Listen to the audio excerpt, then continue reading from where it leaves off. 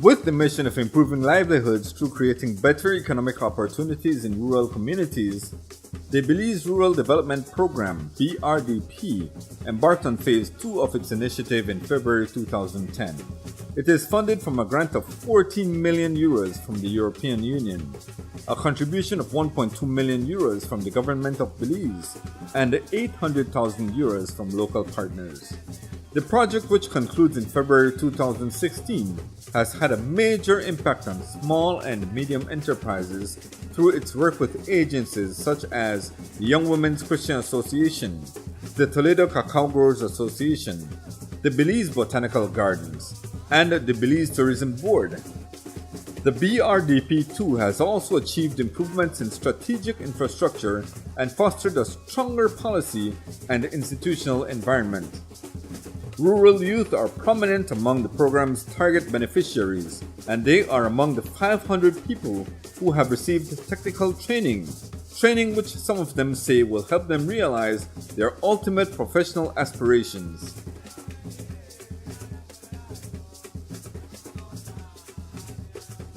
It's long been an idea of ours to have a horticulture training school in Belize for a number of reasons. One being that a lot of people in the tourism industry have always asked us if we could provide trained gardeners for work in their hotels, because most of the gardeners that they hired were unskilled. And then we also belong to a Caribbean Botanic Garden group who is always saying someone should start a school for gardeners training in the Caribbean. And so that's the role that we would like to fulfill in the future. That along with our training here in Belize. The objectives of the Rural Development Program are to alleviate poverty and train rural people to do different skills, and this fits in very well because most of the people that we are training come from village communities, and we're training them in job skills that they can use right away when they finish the 10-week training. It's a nice opportunity to work with plants because like in the resort itself, you get to combine your plants. You know, maybe you want plants that are palms, and you want shrubs, and you want ground covers. And there you get the chance, you know, to challenge yourself. Let's say for a nice space, you have a wall, and you need to put palms, shrubs, and ground covers. You have to design it in your mind. You know, you have to have a little sense of how the plant grows. Because there are some plants that are rapid growers and some that are slow growers, and you have to know how much time they take to grow and how much space they take and what pests will attack them and how to control the pests.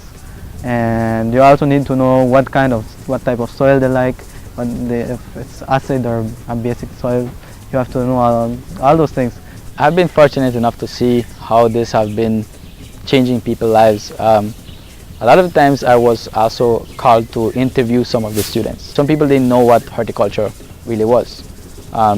So people came here not knowing what plants really are.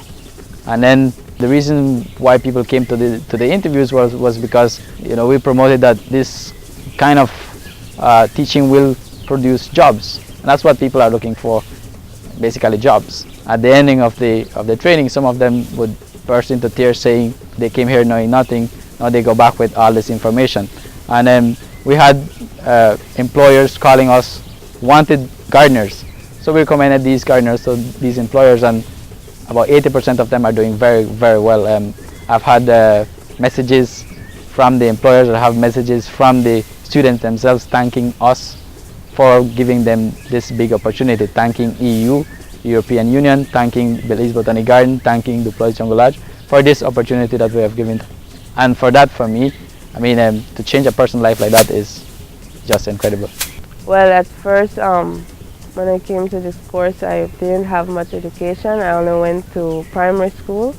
I did not go to high school. I was too much of a troublemaker, so I didn't go to high school. But now, being here at the course, I really realized that I need to further my education. I was planning to take night classes, so do high school and stuff, because I want to also do studying about pest control. I want to be able to be a botanist in the future. My ultimate career goal is to be a a botanist and a conservationist, and gardening is a good first step, because there we get to know at the horticulture course we got to know the plant names, plant families, and how they grow in their environment, and what can grow on them. You know, like there are some trees that will grow orchid and some of them that won't, and some trees that are poisonous and some trees that are edible. And horticulture itself is a nice step to grow in botany, and it will affect my career in my future career, because I would say that, you know, in the living society, in the present society, I would say that there are many things that we don't know about, and you know, as research goes on, we get to know more plants, we get to know more species, we get to know more uses, and we could say like the medicinal uses of it and the ornamental uses of it. There are many things that can be learned about plant, and this is a good step to start. This course has helped me a lot. It's opened my mind to know that there are much more things that I can learn and I can also teach people in the future. And it's all about dealing with plants. It's something amazing, I would say. And it helped me right now because due to my schooling, I do not have a far education. But with this, it would help me definitely to find jobs and doing gardening or just maintenance and stuff. And planning to, that this course gives you the basics. So I'm planning to further out my education and go. Well, our last report was done at the end of March of this year, 2014, and at that point we had trained 61 gardeners, and I think about almost 60% of them had jobs. Some had started their own businesses. We're very proud of our women gardeners as well as our men, but we have 2 of our women gardeners who are head gardeners at the places where they work. We have several who started their own businesses, but in particular, well, there's one, Marvin Paredes, and Marvin just recently sent us a letter saying, thank you so much for training me to do a job that I like, you know, that it's made a big difference in his life and in his family, and that he didn't expect to be able to find employment doing something he liked. And I think that's what's happened with a lot of our students. You know, instead of just having some kind of dead-end job, they love plants, they love working with plants, and if they can get a job doing it, then they like being at work all day. And to me, that's a success, that, you know, when that's achieved. I had just graduated from high school, and my father was working there, so he told me that they were giving a course, and I applied and I got accepted. So I attended 3 months, and after the 3 months was done, I got a job there at Deploys. After like 8 months, I came here. The job is good, and it's better to work and earn your money honestly. You know? I earn my money and I'm saving it so that I can go further in my education. This job that I got thanks to the European Union has helped me contribute to my family, and my father has been able to retire so that he takes a little rest and I can help them. I can help them in the family, like in the electricity, in the food, and the water bills. Before the course, I used to work for my dad. I used to make clay bricks for him, and we would fire them and build small cabanas on the farm. Now I got a job and I'm working permanent, so it helped me a lot to bring out my little brothers. I have 2 small brothers, one 6, one 8, so I have to push them to finish their school and do their higher education stuff I couldn't do. I want them to do it, and it's helping me money-wise for them to pay tuition, books and stuff. And it's also helping me to be very independent. I guess it's a dream come true, you know. I never imagined myself working at the Belize Botanic Garden. So thank you very much. We have a lot who've made a big success. We have Delia, who is doing her own landscaping. We have Giovanni, who's now has 2 employees doing his yard care business. We have Carla, who's working for the citrus growers.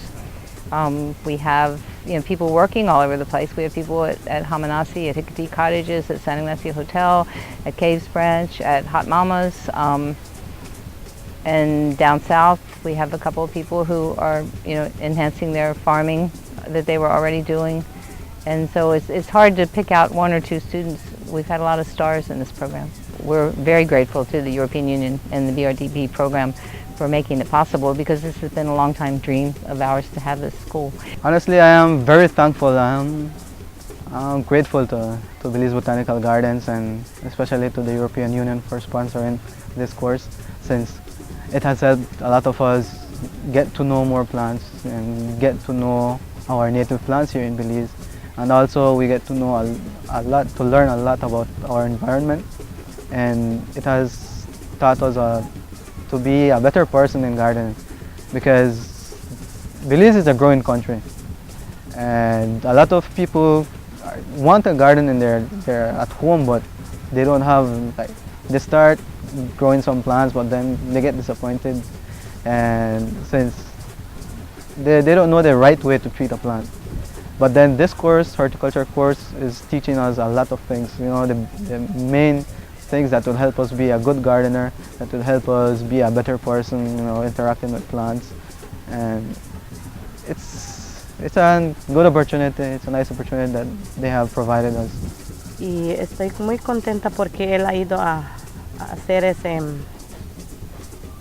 aprender bastante de ahí, y ahora puedo ver que él tiene un talento que sacar adelante, y estoy muy contenta porque él ha aprendido muchas cosas de ahí. Puedo ver unos trabajos que él ha hecho y puedo entender, estoy muy contenta porque yo sé que él ha aprendido bastante.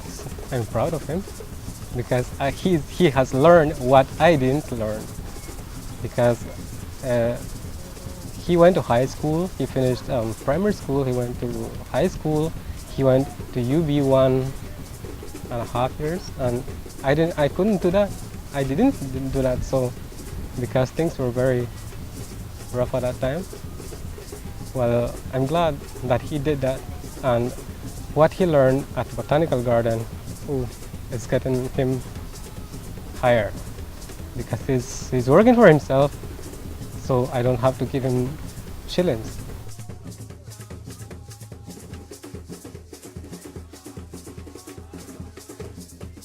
We applied for the BRDP 2 through the EM project, because we felt that we can help more rural women.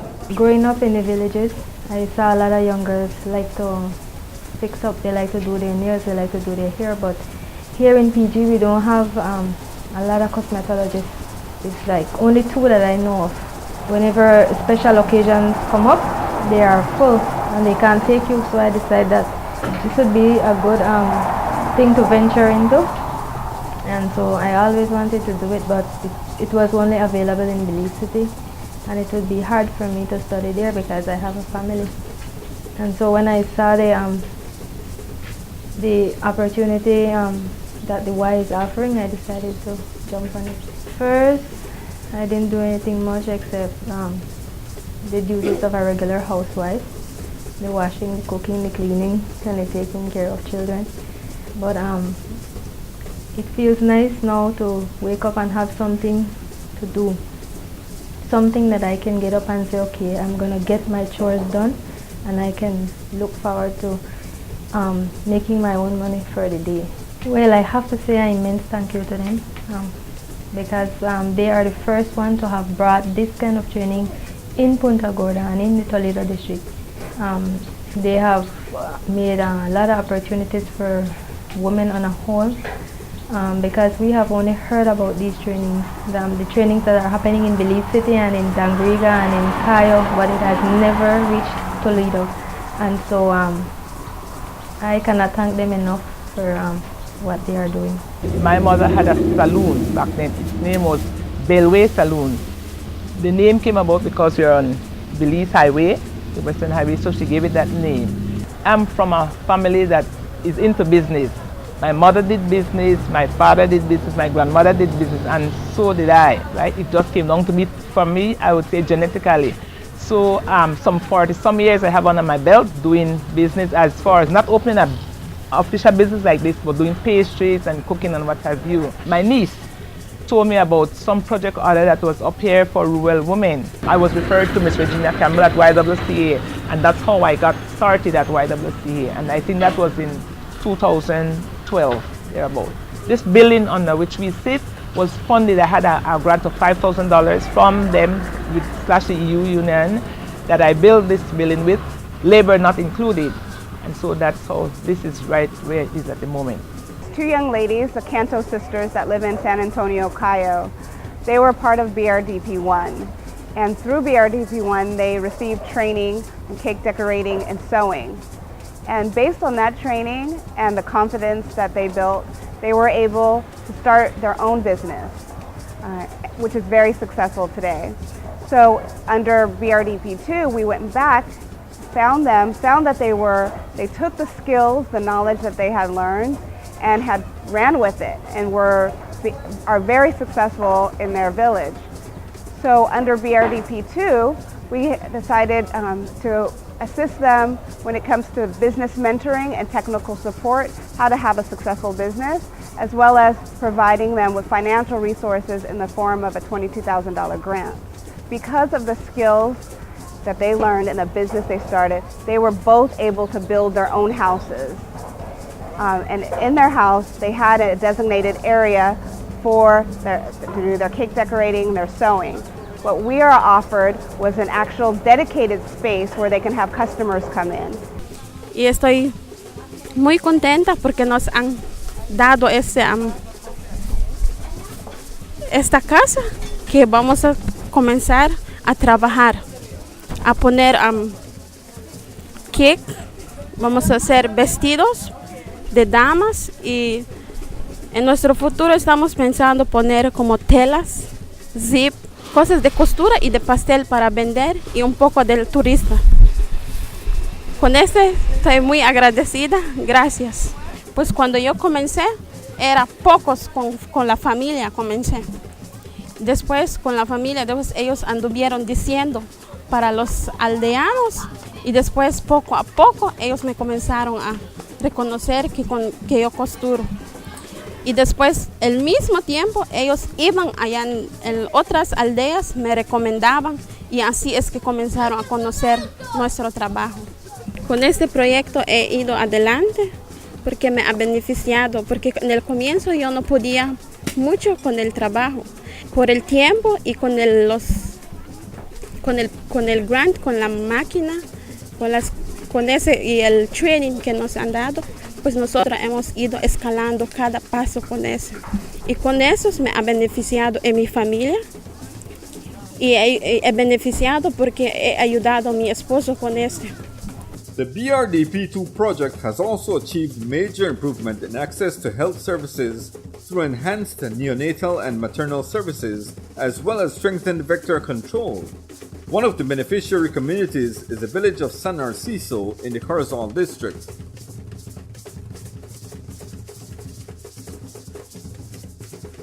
Pues yo soy de San Narciso, ahí nací. Entonces yo vine aquí desde el año 76. Vine aquí en Corrupción. Con la enfermedad del diabetes, que usted sabe muy bien, tal ojo ya perdí uno. Solo uno que no veo claro, está operado. Y siempre no quedo bien, los pies todos entumidos. No ve cómo están los dos dedos. Y eso es lo que está causando el azúcar. Entonces, pues, eso es lo que yo más pienso, porque uno ya no puedo trabajar. Para ayudarnos, para sobrevivir, ni para medicarnos, que no tengo ni para ir a hacer dressing, no tengo nada. Solo esperanzado de que venga y me da algo.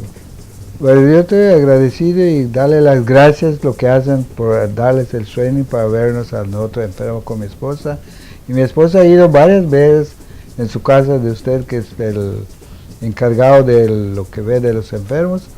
Y usted le explica a ella qué es lo que le dijeron por usted, y entonces nosotros hacemos lo que ella ha recibido, lo que usted ha dicho que se puede comer y qué hacer por el beneficio de nosotros del azúcar. Gracias, y sigo esperando más, que tengan más desarrollo para ver qué pueden hacer para los enfermos. It's in March last year I started training as a community health worker for the village. Before that, I was a stay-home mom. But then with the training, we get different training every month or as often as a training come up. We have our clinic right here to the back. It's about 2 to 3 years old. Yeah, first we were more into the village, but now it's right here on the highway. We did a training about self-care while we attend to our people, because first of all we need to attend to ourselves, make sure that we are okay, healthy and everything, so that we could go out and attend to the people. So We got some training, and before the training I didn't know much, and after that I really enjoyed it because, well, it was a training that we could have we did the practical, and like they give us notes and things, and I learned and I found out that helped me a lot, and now I'm happy because I can go out with all the security and go out and check the people's pressure and glucose without giving bad readings. And well, I think that's good, and I also enjoy most of what I do is not really on the curative part, because like I tell them, I am not a nurse or a doctor. What I enjoy doing most is like giving lessons, teaching them what to eat, especially for the diabetic person. And when it comes to mothers, I always carry my flip chart with me. For me, it is very important that we have health workers, because for us to do a pregnancy test, way to Corozal is difficult, because we have to pay taxi and go early, and just a text or call, go to her house, or she comes, and that's more easier, or to check our pressure, and just call she or go to her house. Isn't so far more closer than going way to Corozal. 1 month ago, I was feeling so bad. I was vomiting. I was feeling dizzy. I was about to faint. I was feeling so bad. And I thought something will happen to me or something. I just called she, and she came at that moment, and she checked my pressure. For me, it's very good that there are health workers, so because they're close to one. And for me, it's very important that the health workers have training on maternal is it? And because we trust them, they are close to us. We could talk to them. Any problem we have, we trust them. They are close to us. For me, it's very important that they are well trained, so we don't have to wait to Corozal or to Libertad. For example, the last month that I felt bad, I had trust in she, because she knows what she's doing, and I trust she.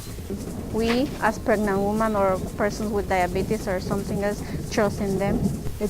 We don't have much cases of diarrhea, fever, or dengue, just by going around, doing home visits and telling our people how to keep things, informing them how they can do things differently so that they can have a healthier life.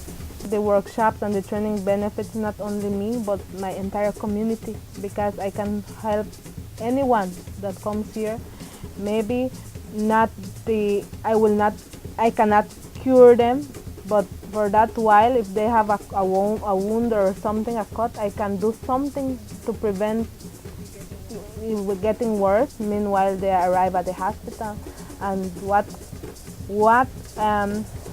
what really makes me glad is that we can also avoid a lot of stillbirths and also complications during pregnancies because of this training.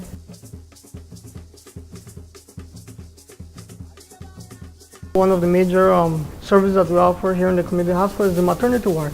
As you know, at the moment, before we had only 5 beds.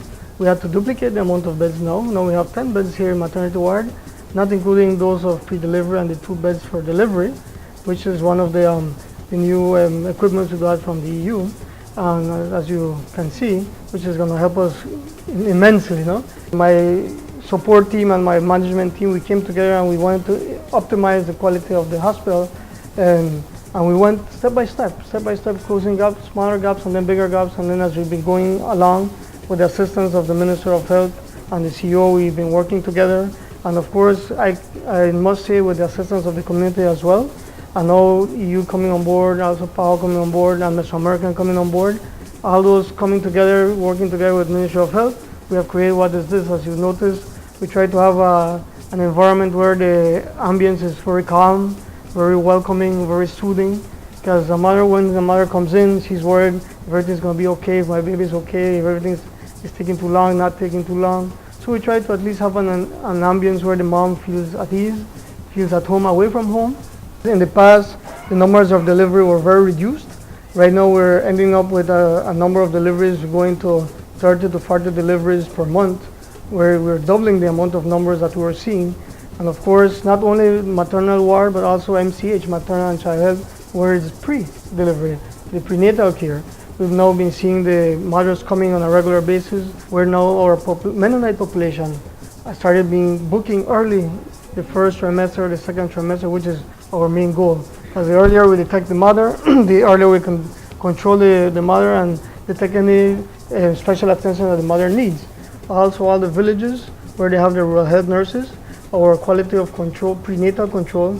Obviously, they don't be coming to Corozal Hospital every month. So we have specific nurses in specific areas, logistically stationed, so that the mothers could easily access the health service. So what they do is they come here to do their blood tests. And once they come to the blood test, the MCH nurses try to show them the environment and what we offer and what we give as a maternal and child health service. So they're already aware. They already know the process. They already know what they need to go through. So they go through their 8 months control, and then on their last month they do a close control with our nurses here in Corozal. So even those from way far from Sarteneja, when we not exactly know when their day is going to be, we have them well educated, well informed, and they know the whole process, in which we have a very big service offered to also the villages as far as Sarteneja and as close as let's say in San Narciso and Libertad and those places, Caledonia as well, Concepcion too. Those are all the villages that access services to us, and our doors are open for all their services. And like we said, all of those used to go to Mexico or Guatemala, as you mentioned, but now with the services that are being offered here, they avoid all the risk of taking traveling. Then once their kids are born in Mexico, all the paperwork they need to go through to nationalize, all of that is avoided here now.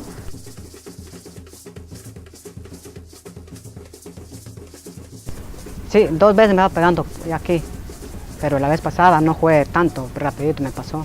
Esta vez sí me sentía un poco débil, porque no podía ir a trabajar. Somos 5, todos, pero a ellos no les ha afectado el dengue, solo a mí. Solo a mí es que me ha caído el dengue, a ellos no, ellos también. Pues yo cuando me pega paludismo me agarra dolor de cabeza, dolor de hueso, frío. Solo acostada quiero pasar, no me da hambre. Una vez cuando estaba embarazada del niño. At the moment we have 4 positive cases here in the district for malaria. Okay? And what we've been doing is house spraying, indoor house spraying, in which we sprayed 10 localities in the month of June. Okay? And we're also doing ULV spraying since June. Because as soon as the rainy season starts, then we start doing spraying to control the infestation of mosquitoes here in the district. During the past 2 years, we had about roughly 75-80 cases. That's for 2012-2013, compared to 2014, in which we have only 4 cases from January up to July of this year. What has contributed to this drop is, as I mentioned before, the drainage system here in the village, okay, and the spraying that we do.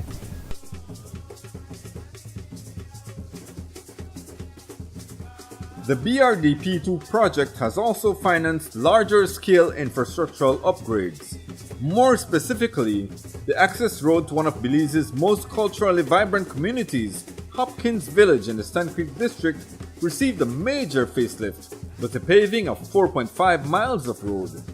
Villagers who have had to cope with impassable roads during the rainy season are now very excited about the economic opportunities that are now flowing their way. This road is in since 1971. I remember the day. I remember the day when the road was finished. And since the road into Hopkins is finished, it was not easy traveling through it. It was always in a bad condition. A part of it was paved up to the swamp. And the rest coming in have never been fixed like what it is now. When it's flood, we usually cannot go to the Engriga, or we have to walk through the water to reach to the drive before we can go ahead, or we had to go through the sea. As a business owner, became member of BTIA Hopkins branch, and we start lobbying, start talking about how we can get the road to be fixed back like the way it used to be or better. And we had many meetings, and went to the minister. And so when we heard that the project was going to start, European Union, they were going to fund it, we were very happy. Now we see that it's coming to be a reality. I think it's a valuable and important investment in terms of boosting the outlook of the community. I know we have been promoted as a tourist destination, but I think in terms of getting access and roadways that is welcoming is an additional boost, and I think the road itself is going to increase the economic boost into our community very much so, and that is something that we are already trying to get the people to be aware that because of this road we are going to be impacted with a lot more investment, so they need to prepare themselves to be a part of the change that the road is going to bring into the community, which we consider to be a valuable resource. During the season, like for now, during the rainy season, we always had issues with flooding, where the road would be underwater for weeks. With the improvement for the shore, that's definitely going to improve access. It was a dirt road. Getting a paved road is a lot more improvement, and it's not going to turn away people who are traveling to take 4 miles into the community and see what Hopkins has to offer. So the tourism industry is a boost here, and that is basically what drives the economy of the village. So with the road, I could imagine that it's going to just increase, and we'll be competing with Plasencia and San Pedro in the next few years, I think, with the impact of the road. The tourists usually pass going maybe Plasencia. At worst, after Plasencia Road was paved, usually, but by this week we will get more tourists and local coming into the village and bruise up the business. So now people are afraid to come into Hopkins because their vehicle will get, bad because of the road. But by the road being fixed, it will be better for them to come, even just to spend the day and spend some money at the business.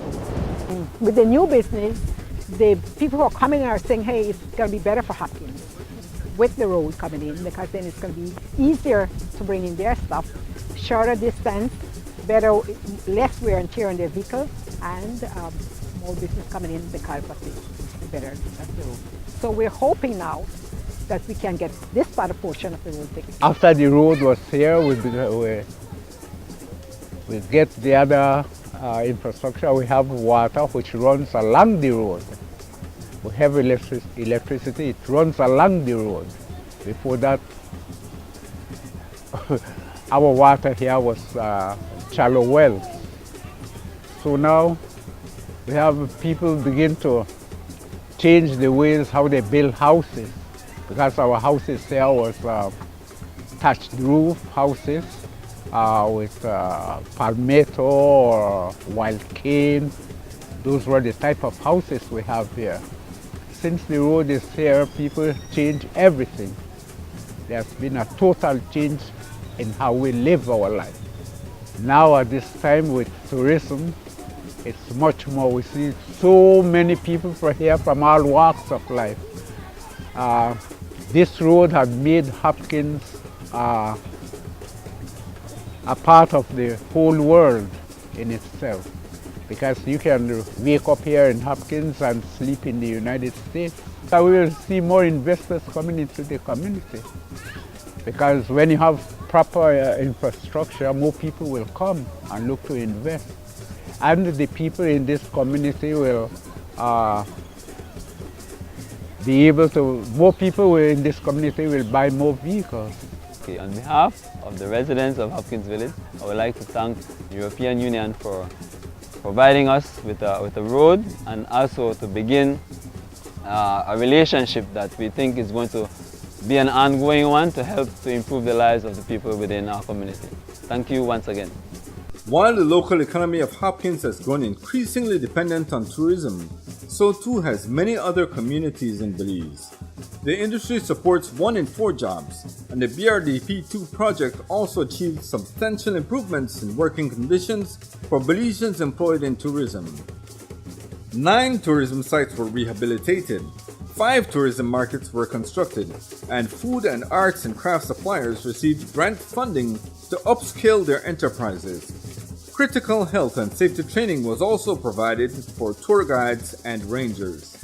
Recently we signed into law the health and safety standards for archaeological parks, which are a set of standards, minimum standards that we should adhere to just to provide an element of safety for the visitors at these archaeological sites.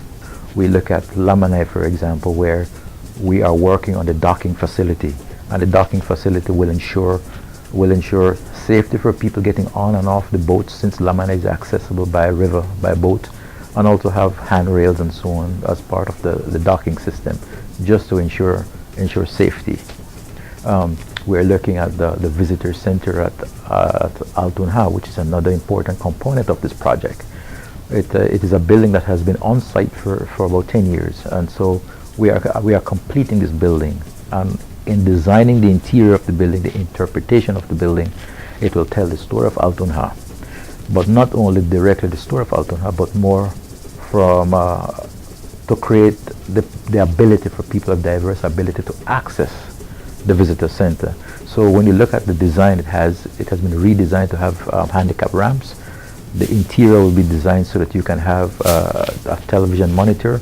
It will be you will have some audio visual aspect to it. So even if you're vision impaired, you can still hear an audio, or it can have some tactile element that you can touch something and feel something to interact with the site. We will have some rescue packages which will be stationed at the cave sites to be used in case of emergency. We even have, in the case of the Nohochchen Archaeological Reserve, they will have rescue kayaks placed as part of the site infrastructure to provide rescue ATV to extract any individual who may have some difficulty along the trail or within the archaeological park. Also, in meeting the EU's objective, especially in the area of health and safety, we are also engaged in ensuring that our park staff, as well as key stakeholders, which are the tour operators and tour guides, have some element of training, especially in the area of search and rescue, cave rescue, and that sort of thing. So I look at the beneficiary of this project as more the entire tourism industry. Whatever we do at these sites enhance the entire tourism package. Been attending most of the health and safety regulations in most seminars we've been doing. The regulations, it's, for me personally, I believe it's very good to have it, to follow it, to work with it. You know, something that we really need in most of the sites around. Shenantonish especially, which is one of the second highest temple here. Whereas we have El Castillo, which is pretty high and get crowded sometimes, especially on cruise ships and different sites. As far as what I've been noticing, and most of the guides here have been noticing, and we've been working along with the rangers, supposed to be rangers, which here at the site we do not really have a ranger system. and I think that's something that niche has to be implemented so that this regulation, this health and safety regulations can be worked with. When it comes to the safety regulations, especially like what we went through yesterday, which was a cruise ship day, just giving an example on that one, is that El Castillo is getting overcrowded, doesn't have actually something to be managed or regulate how many people to go up at once at the site to keep it on a safety regulations, to keep it more safe. As what I noticed yesterday, we had up to three groups of cruise ship, which each groups of cruise ship, there are over 30 people. Remember, we don't have railings up there, we don't have anything, so it's something we try to keep it natural, but we need the help too. As guides, we're trying our best. As rangers, they're trying their best, but to make all this regulation works, we have to start with one area first. We have to start with, which is known as putting rangers, which is actually rangers, not caretakers. Because that's the problem we have right now in most of the sites. We have caretakers, not rangers. And also what we need is proper uniform for those guys so that they can actually identify themselves proper. That way, with the tour guides, like myself and the whole association, and the ranger, park rangers and the TPU, with all this implemented, very good, we will have a very safe environment at all the sites. But that's something I see very important to work with first. We need a higher training for first aid instead of just CPR. We've been having people fainting, we've been having people falling, stuff like that, and the basic training we don't have it. So if it would be good for having not only the tour guide, but also the rangers to have one or two members which would be qualified in that area, which would be qualified in which is the paramedic area as well. That's part of the regulations. That's part of what is the health and safety regulations. One fell already from the temple. We as guide, good thing I have training from the fire department, most of us, and then most of us different type of training.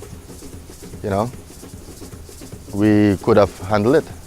Although tourism is the mainstay of the Belizean economy, so too is agriculture. However, the sector has recently faced major setbacks due to disease. Under the BRDP-2, cacao farmers of Toledo received assistance to rehabilitate 200 acres of farms stricken with a fungal disease known as Monillia. I grew up with my father here in San Antonio, in the jungle. He is a farmer and he do his own farming, don't have no job. So that's why it's kind of hard for us, or for him to send us to school. But he tried his best, and that's how we get our education, from primary to secondary schools only. He encouraged me to do farming, so that's why I do farming right now, and I have my own cacao field.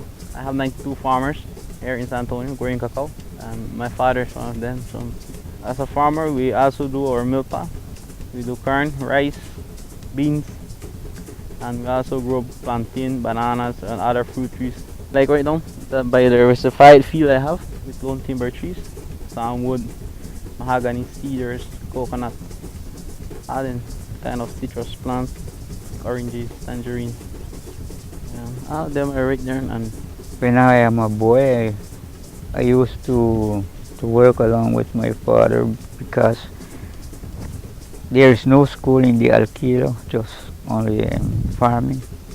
But afterwards, when my father came in San Antonio, I am 11 years old when we reached the village of San Antonio. Then I started school, and after that 11 and then 14 years I'm out of school again. When we came here, my father started his farm here. We chopped the high bush and then plant rice, and then after that we start to plant cacao. And then after that, when I grew, maybe I'm 19 years old, well, I decided to find my wife, and then 20 or 21 I came to live here. I came here from 1977. Then I started to plant my cacao field. But the same as I see with my father, I cut down the bush and then I burn it and then I plant corn, rice, and then after that I planted cacao among the rice and the corn. And then I plant banana and plantain for the shade.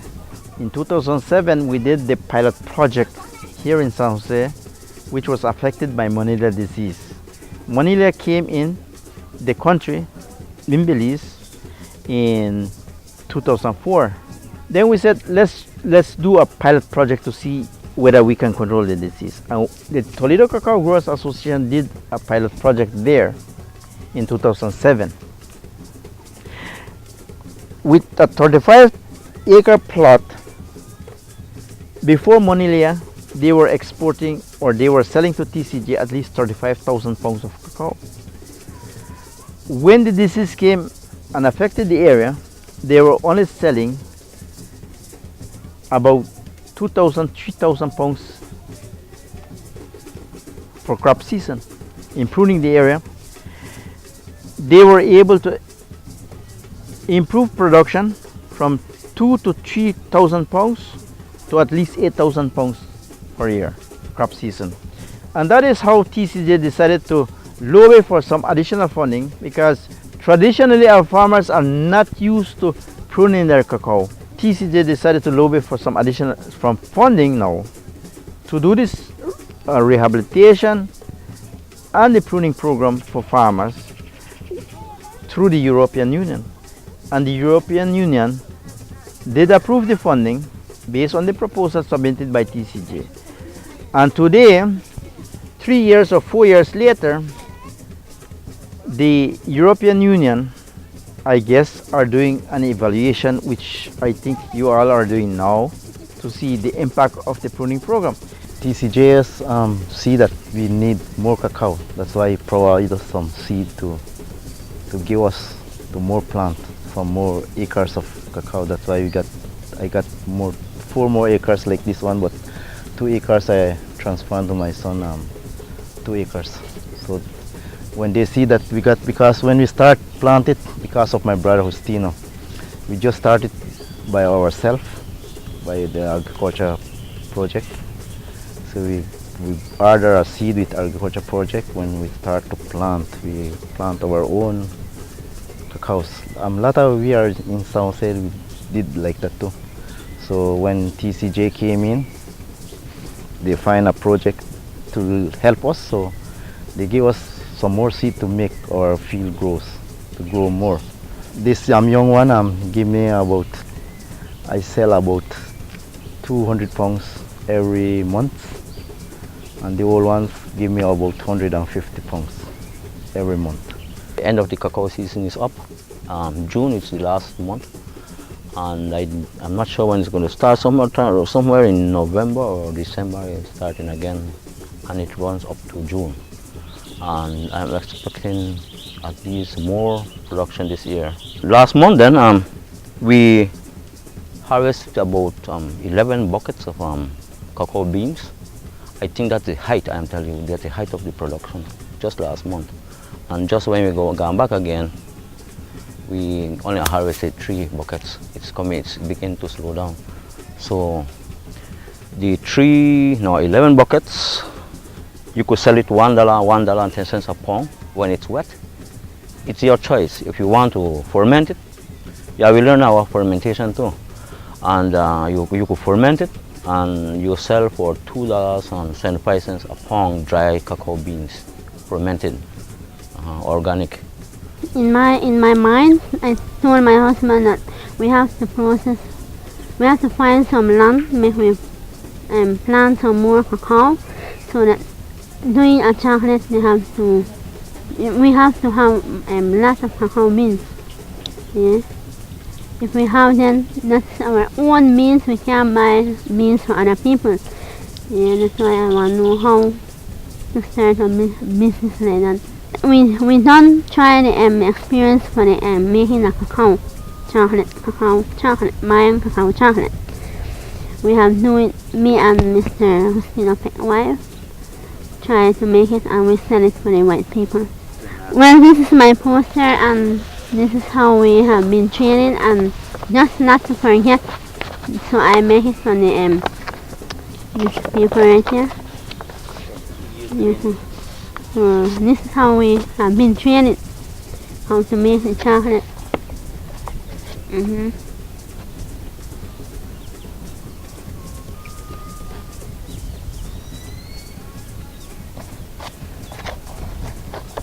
We have about 71 farmers who have benefited from the program, and a total of 271 acres of farms that was rehabilitated then at the time. And we have at least 11 communities that benefited from it. San Jose is one of the major communities, San Antonio, Quiquejute, Mayamopan, and Santa Cruz. Those are the few that I can comment on. Farmers can only benefit from the improved production achieved through efforts such as the cacao rehabilitation if they have adequate market space to trade their commodities. Therefore, the BRDP too, in seeking to implement a holistic program to bolster rural economic growth, also funded the upgrade of several market facilities. They approached the European Union for grant funding to uplift this place, and so in last year this began just over a year ago, the renovation of this parking lot, the post office parking lot, and the parking lot in the Garden City Market area, and also the civic center. If you know the civic center, if you see the civic center now, it is much improved, and inside is even better because everything has been refurbished and renovated inside. The civic center itself will be housing about 20 stall holders, mainly closed vendors, right? Because we want to restrict it to closed vendors, and the awnings all around the western side and the north side would be covered, are covered by awnings, and these would be divided into stalls for clothing vendors, right? The main thing, we are eager to come over here because we feel that it will be much better for the vendors, much more sanitary, much more attractive, easier access by the public, you know, and also the public servants who work around here would have easier access to their vegetables and fruits and clothes, whatever they need to purchase. I sell exotic juices. I like to sell natural juices, and I can certainly tell you the customers enjoy that. We sell it by half gallons if you'd like to take away for your week supply. I sell combinations, for example, like cilantro, cucumber, and orange mixture, like carrots and ginger. So I sell a variety. I change them in and out based on seasonal fruits. And I have my own dispensers that are insulated. That's what I provide for the customers that come to the market. We're closer to where the hub is, the bus terminal also. This is the hub. This is where the crowd, the walking pedestrians are, and that's a benefit for me. Close to the bus stop, it will be okay. They could jump off the bus and get what they come to get and go back and get home early to do what they, if they need to cook, they got it into. I hope the business pick up, because we go move from out back there and come here. It will take a little time, but it will pick up. El lugar ya está apropiado, está mejor para poder vender y la gente lo ve más bueno, adecuado para mí, está mejor. The aesthetics have been improved in the area. It's generally improved. The surface have been dealt with. It's a nice clean surface that we have. There was some time ago or before we had potholes, some sort of potholes, so when it rained you had little puddles of water settling here and there. We're not going to have that anymore. There's a nice clean surface, water is going to be run off quickly. So it's going to be generally clean, healthy, and in the end, it's beautiful. From the resident standpoint, I think they are going to be happy because now they can come to a place which is much more sanitary. There'll be more parking spaces available. There are more parking over that side. I think it's a win-win situation for all. The residents are going to be happy. the vendors are going to be happy, and the council certainly is happy for the project. We need to improve, and we need to look like we're going, and this shows that we are going. I certainly wouldn't want it to be the last project. We have to continue to grow. We just can't do one thing and stop there, but it's a great start.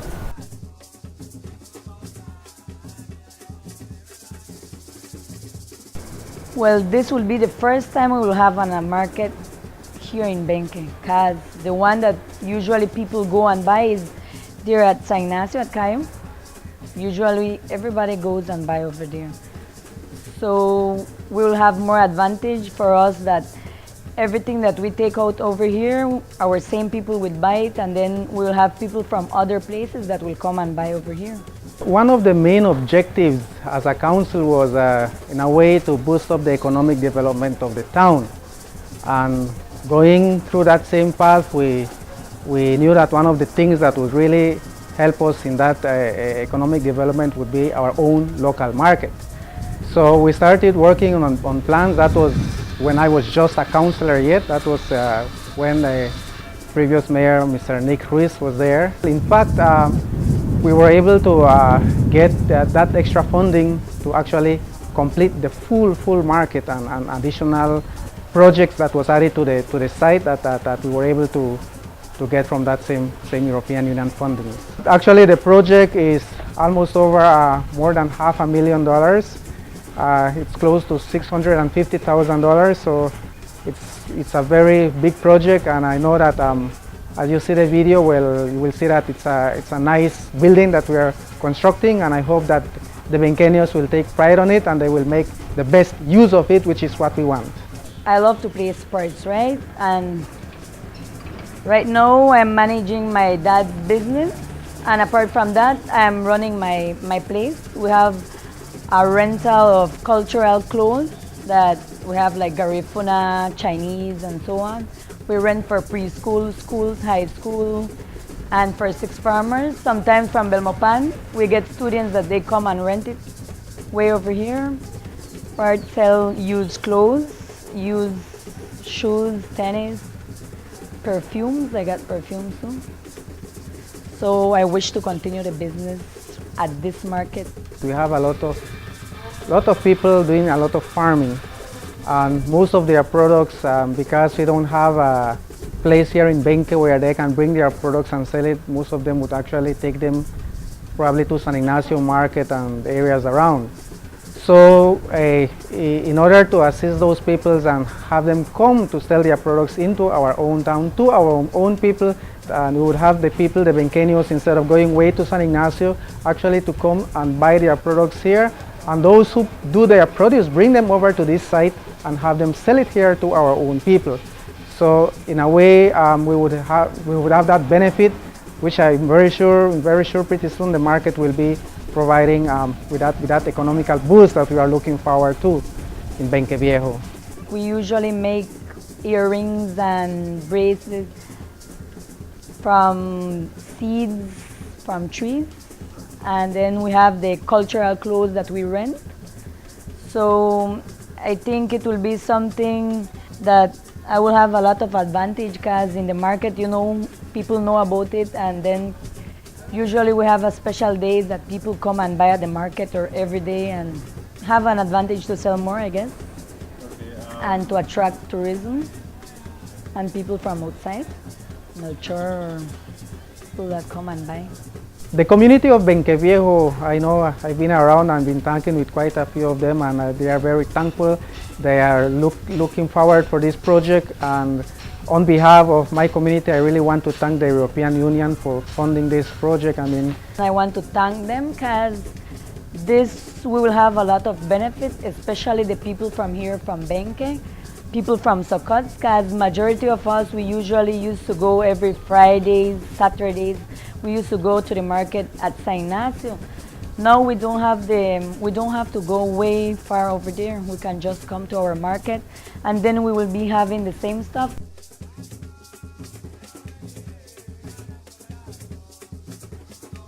I grew there at San Antonio village. You know?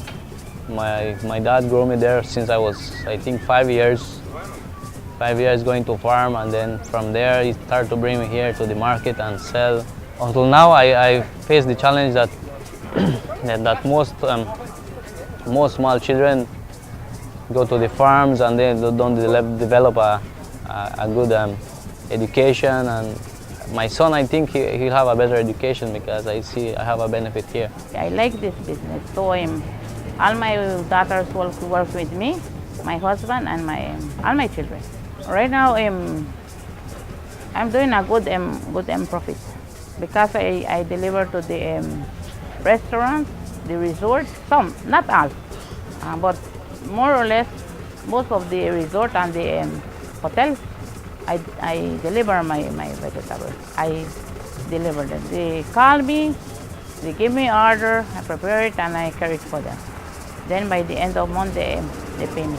I think the market is what is making San Ignacio a very vibrant community, especially San Ignacio and Santa Elena. The market plays a big economic role in this community. Before the new San Ignacio Santa Elena Farmers Market was built, the people used to occupy some of that same area that they're presently located in, and also around the Coronation Park. No?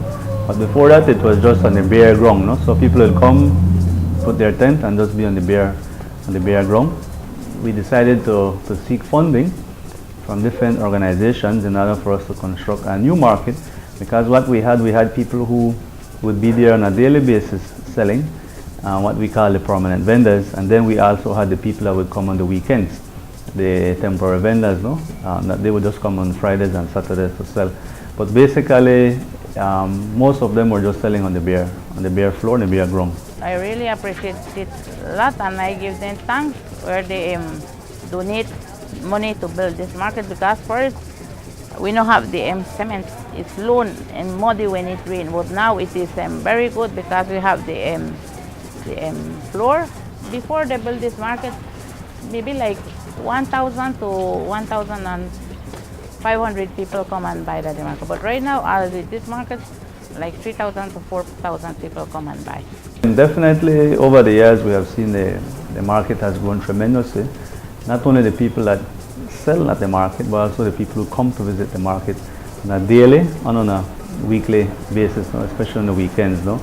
I think presently we have, with the permanent and temporary vendors, we have about between 120 and 150 vendors per week coming at the market.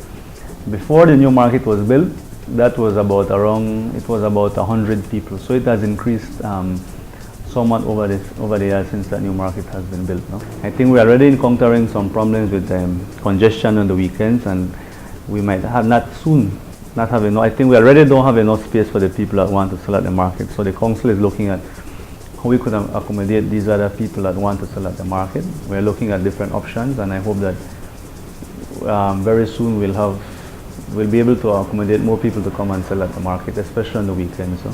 The Maya people come for PG, for selling vegetables. Sometimes the people come for Corozal, they come for Tayo, for sale. I think the market are benefit people because they like be more security for your stuff then. Yeah, no kind of security. It be kind of hard for first, right? But then afterwards, people are used to it. Like how I tell you, if you walk away 2-3 miles for get a little shilling extra, well, the same thing you could do for the market. They find the stuff in a Chinese, right? They say they're not going far, because Chinese have vegetable too.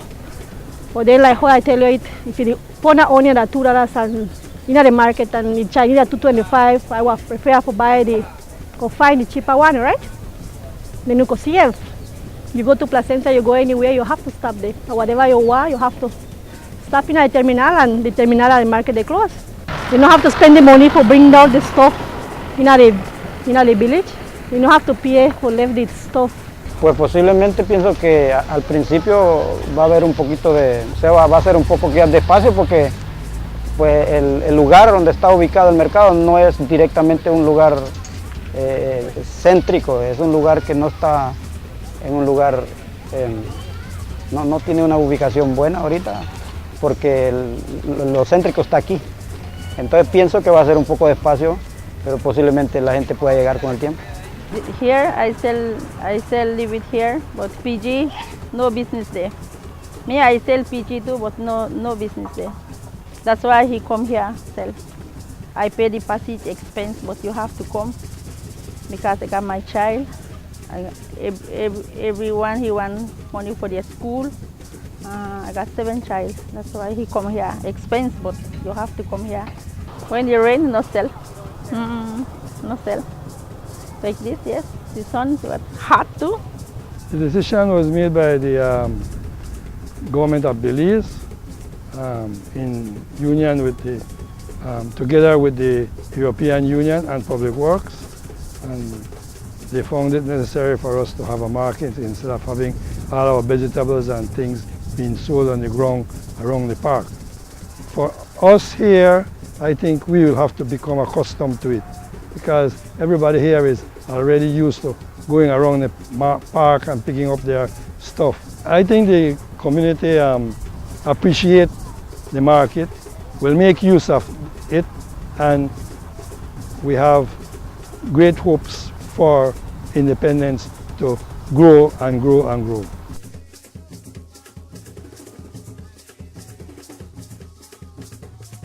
The last council,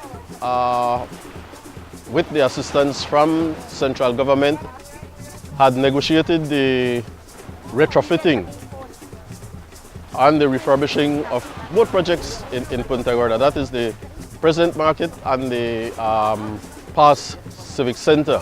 This project was funded by the European Union, basically fully, but like we know, government needs to give its blessing.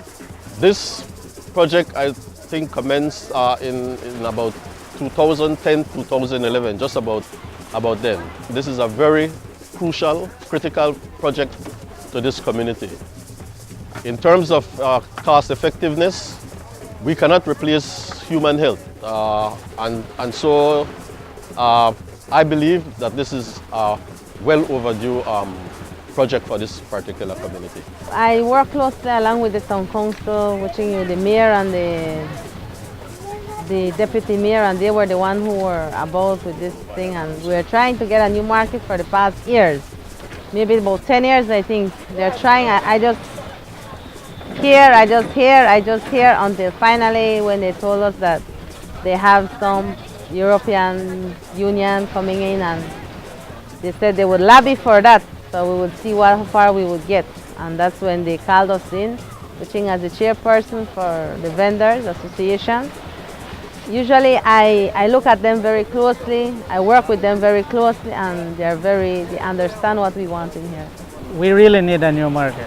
Because all the years that we were selling here, the 10 years that we were selling here, we had to sell along the road and on the edge of the market. We didn't have no stand in the market because it's all full.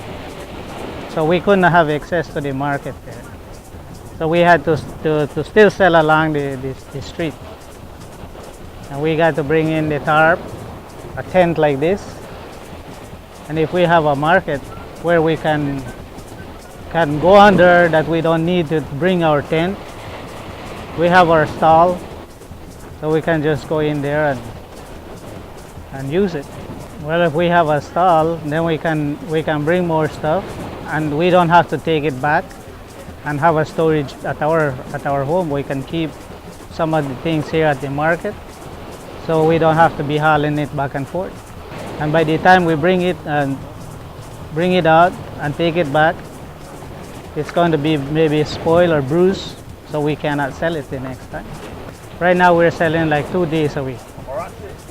But later on, once we have a stall where we can keep our stuff, we want to sell at least 3 or 4 times a week. Revenue will definitely be upgraded for the municipality itself.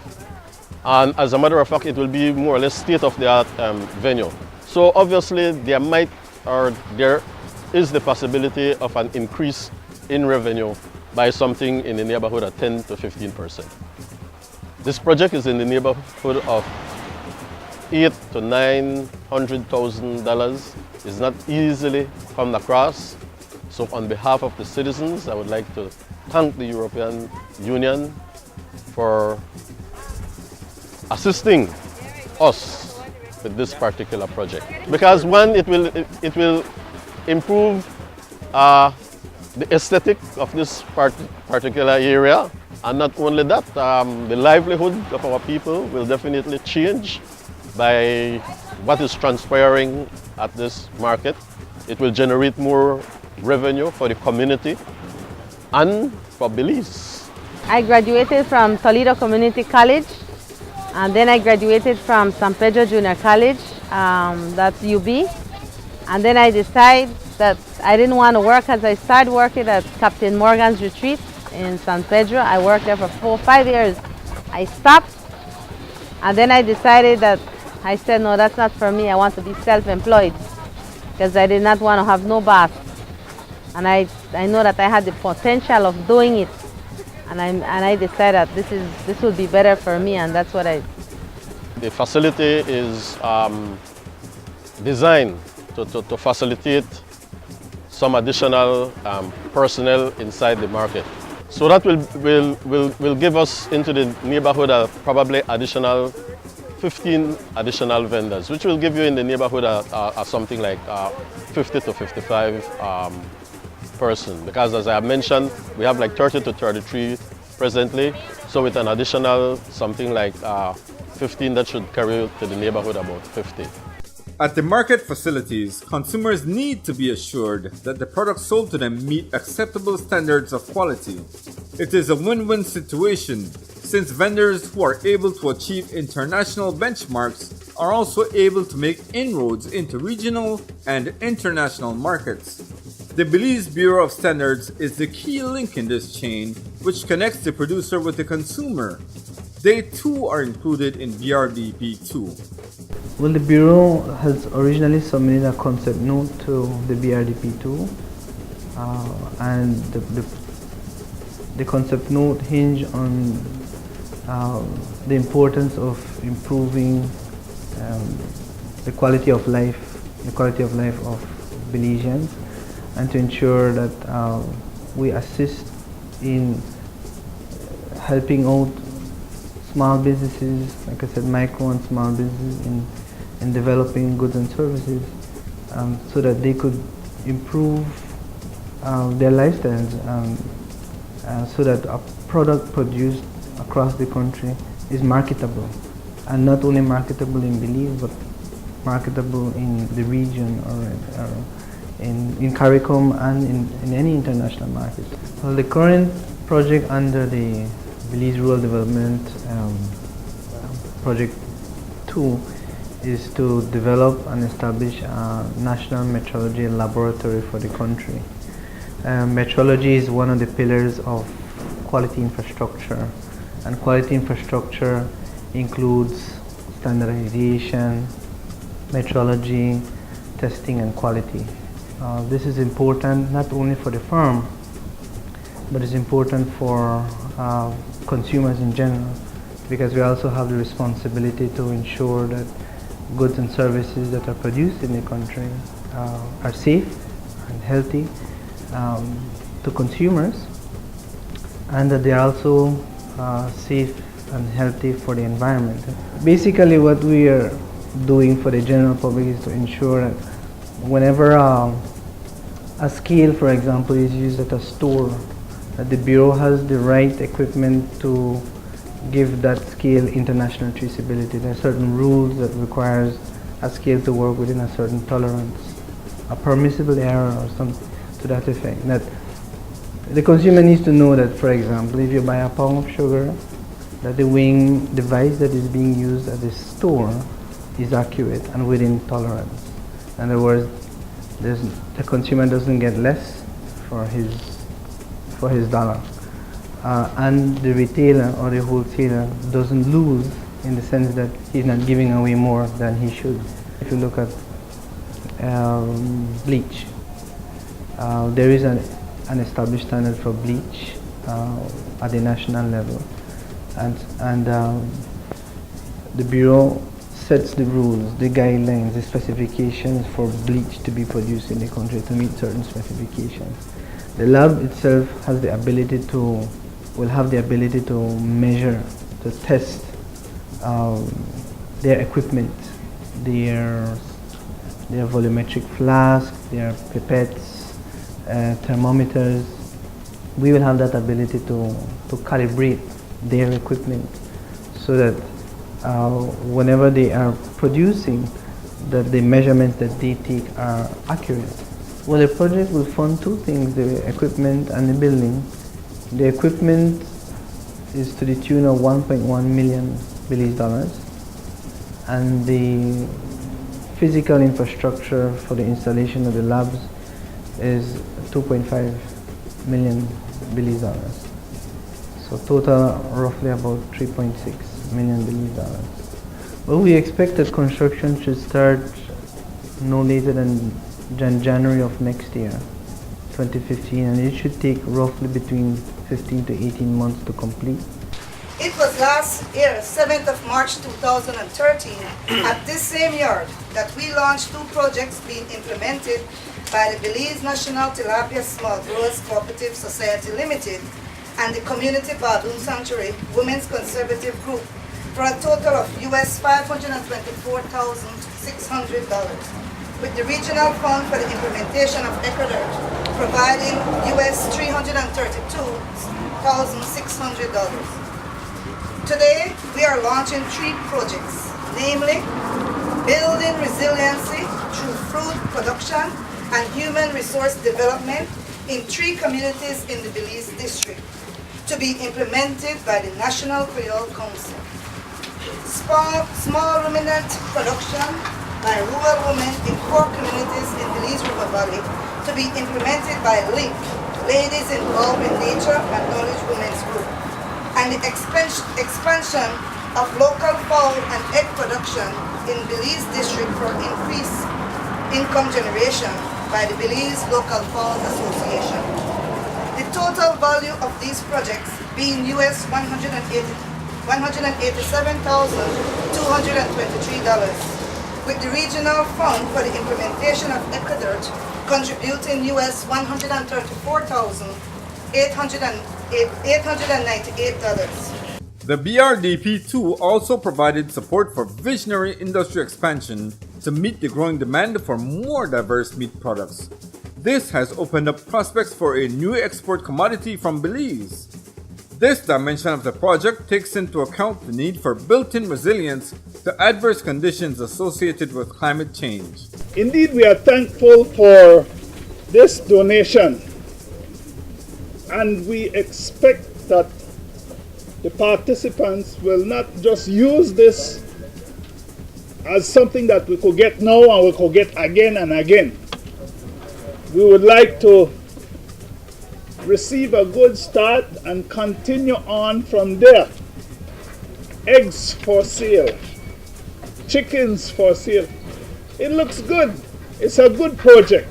So I just want to encourage all of you who are involved to let us try our best to make this project a real success. The name of the project is Building Resiliency Through Food Production and Human Resource Development in 3 communities in the Belize district.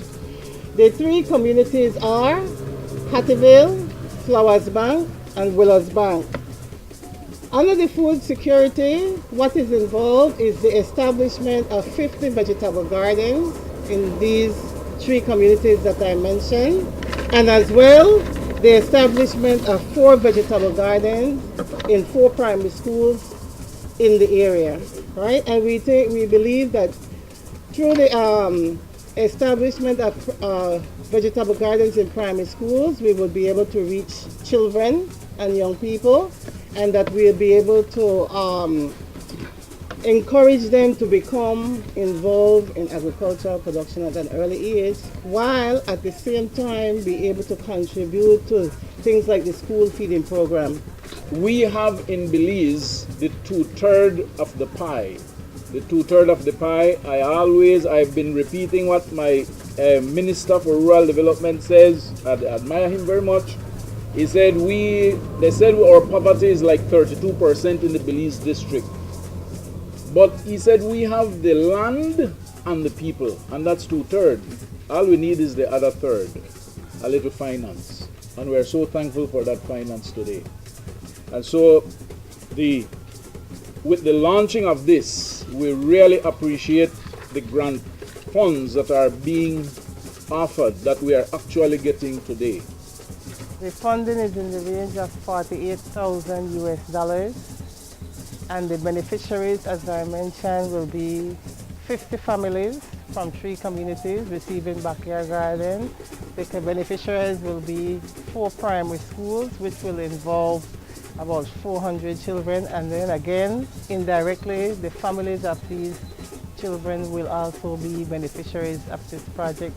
So we're looking at around, I would say, over 500 people from these communities will benefit from this project. We believe that with continued motivation, especially the success of these 3 projects that people see, they will say something is happening, this thing is working. And so it's a bottoms-up approach where the community becomes directly involved. It's not an initiative of government per se, but the people.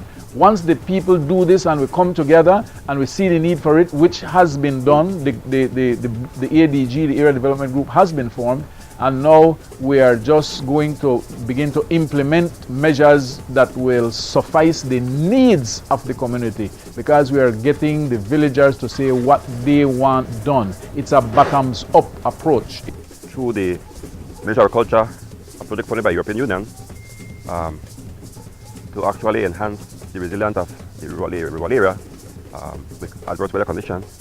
They have introduced a lot of forage material that will allow the farmers to produce their own feed, high quality feed, and store them, that even in the event of flooding or drought, they will have adequate feed stored for their animals.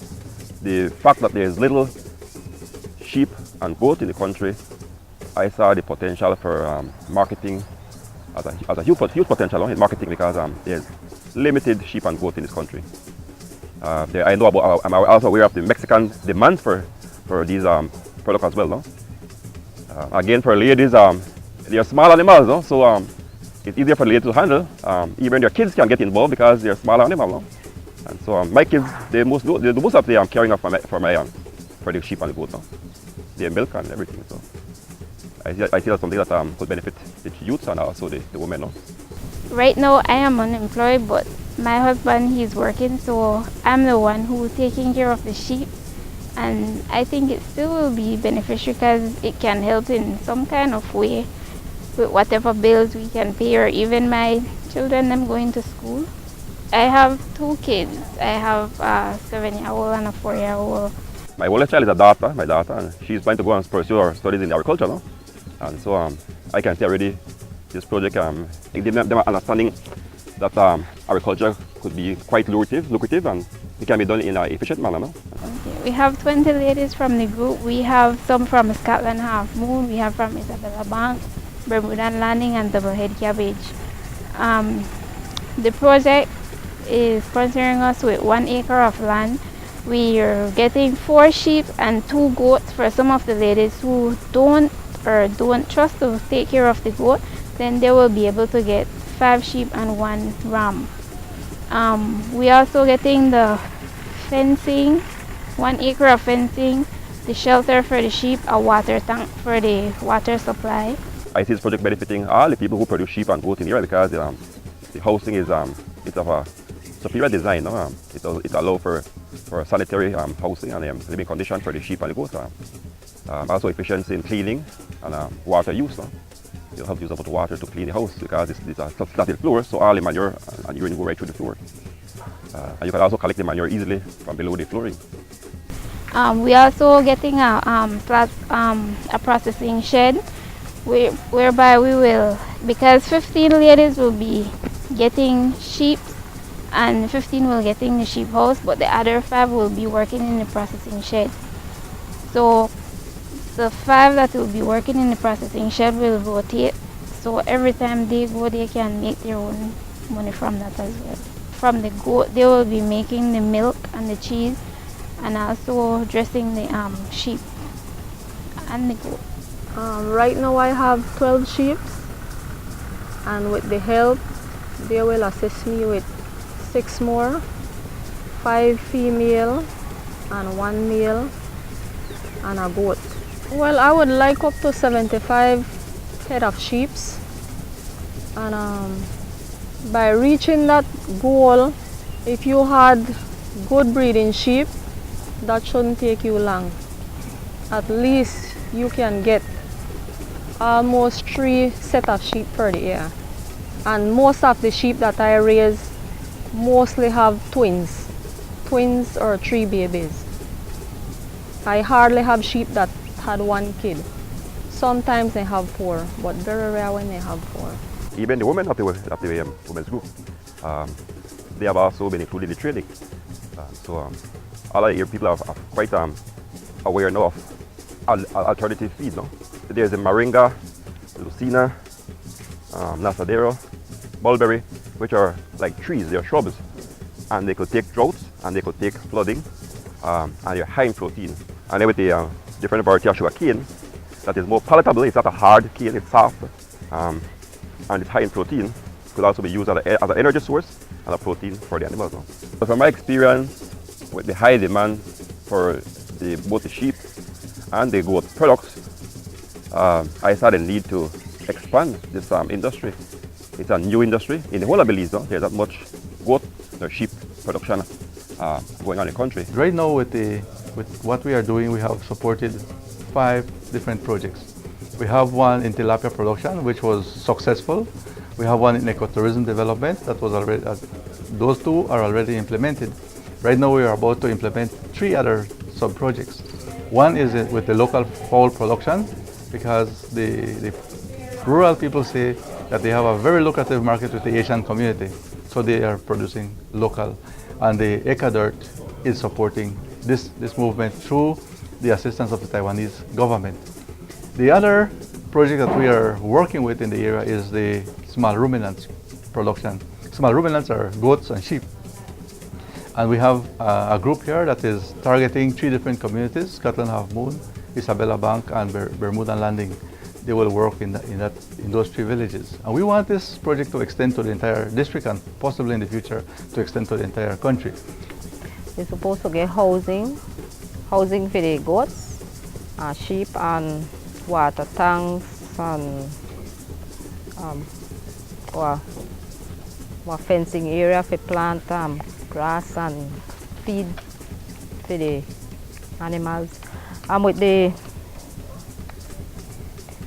housing, it will help because during the rainy weather, we there by lowland area. So when it rain, a lot of water. Like if it rain too much, we get a lot of water, and then it flood, and then the hoofs for the goat would get sick, and they don't like water, so they wouldn't go eat. So we have to have feed. So the housing, the one are the good thing.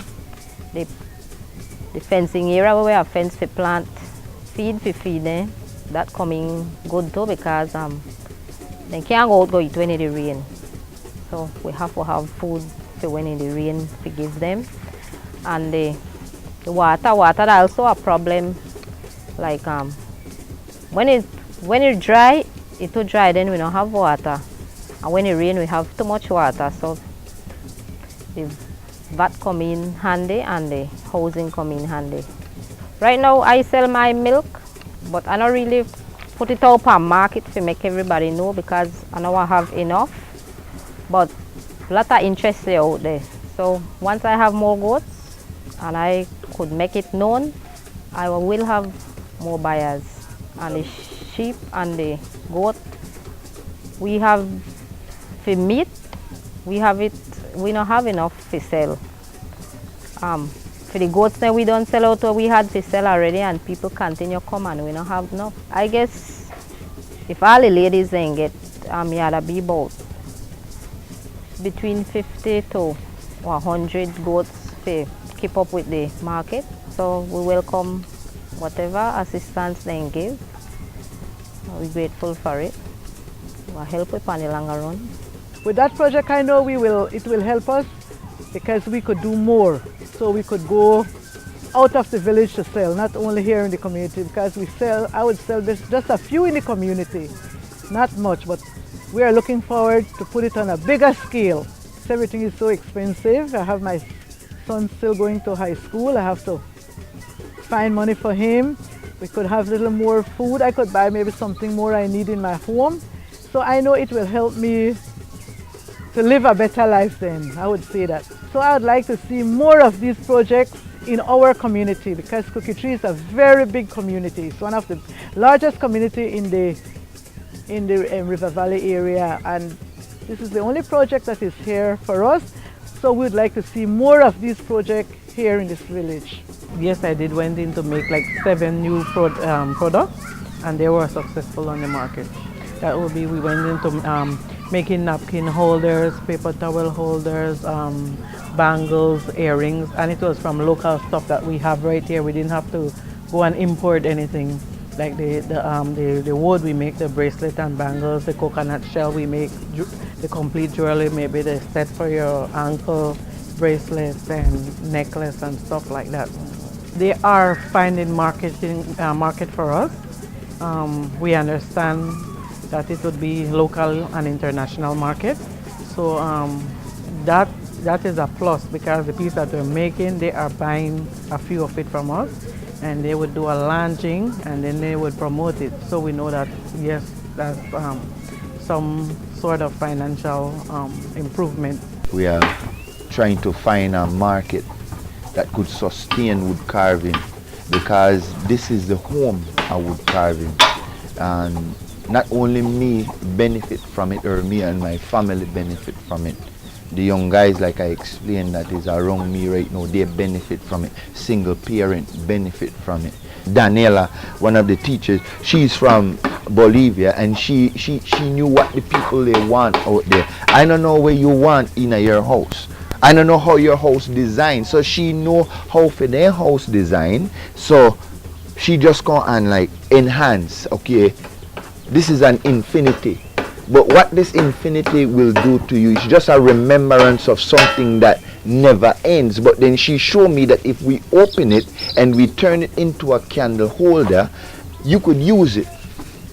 And this is what opened up my knowledge that we got to make things that people will have use of, and not just a dust collector. So my husband is the artist of all my products. You know, he works, you know, he make the product, and then, you know, when he's through making it, he pass it to me, and I do the sanding. And besides doing this, you know, I am a pastor also, and I'm the cheerleader presently of Lucky Strike community. You know, most people are looking for something that has a function. You know, for instance, that bowls sells a lot, and that people could use it, you know, for whatever purpose they want. And again, the line of product that make it the same product in different sizes, because that's what people are looking for. You know, so it's really educational and enhancing, you know, and, you know, with that we have seen an increase in sales also.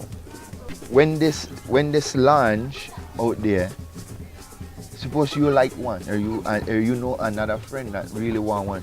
You understand? Or a company say, you know, or a gift shop say, you know what, man likes it in there. And they are valuing this at like something like about 400 billets. This is what they also teach us how to price our piece, how to manage certain things, because majority of us out here, because the wood is right here. You see how we got the wood right here? You understand it? We could just pick up a piece of wood and make something. But then on the end of the day, if we don't value how much it costs if we get it out of the bush, how much it costs with gas, every different things, you understand it, and we go and just sell it for $100 because we want $100, we are losing. And this is where they're catching the industry right now here, because there are a lot of people not they value the piece, they not they value their work, and then it end up that they just want to put food on their table, and they not they value the piece, and then they want to know upon the end of the year, I can't even buy one bicycle to go to work. The beneficiaries of the BRDP too are grateful. Just like once again to thank the European Union who sponsored the upliftment and the construction of our new market. I think the money was well invested. I think that we can see the benefits of this market since it was built. I think it was 6 years ago, I think we built this market, and we have seen the tremendous growth that this market has brought to the Twin Towns of San Ignacio, and how it has affected and improved, how it has improved the lives, of the people, especially from the rural areas, that come to sell their products at this market. On behalf of my family, the committee, the market committee, the vendors, we would tell the European Union big thank you, because this is a project we were waiting for a long time, and they are the one who assisted us, and we know that we would take care of what they have implemented or what they have given us today. We would appreciate that very much.